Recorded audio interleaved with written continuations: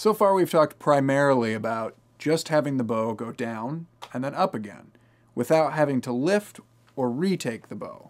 Now we'll talk about how to retake the bow.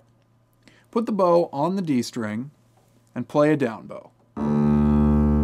At the end of the down bow, lift the motion off the string as if the bow continues, and move in a circular motion so you're back at the frog again.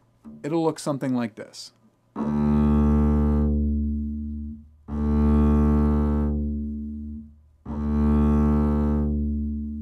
Notice how I gently place the bow as I do this.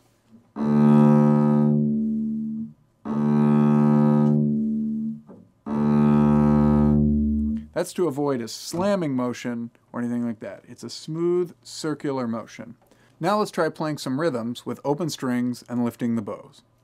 First, we're going to start with the A string, and then move to the D string, and then to the E string, and then to the G string.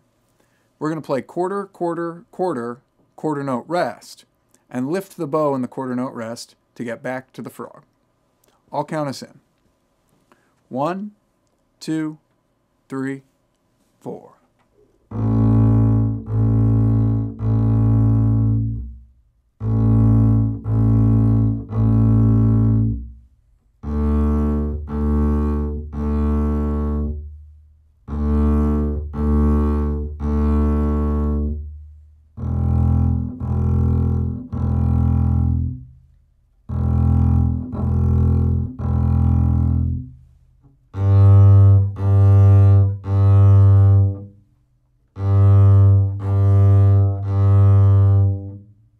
Good.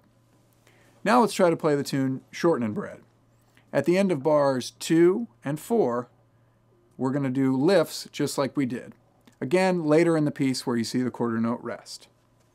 I'm going to play this entire piece in third position, where my thumb is in the L of the neck. I suggest you do the same to concentrate only on making sure your bow lifts and resets gently. I'll count us in. 1, 2, 3, 4.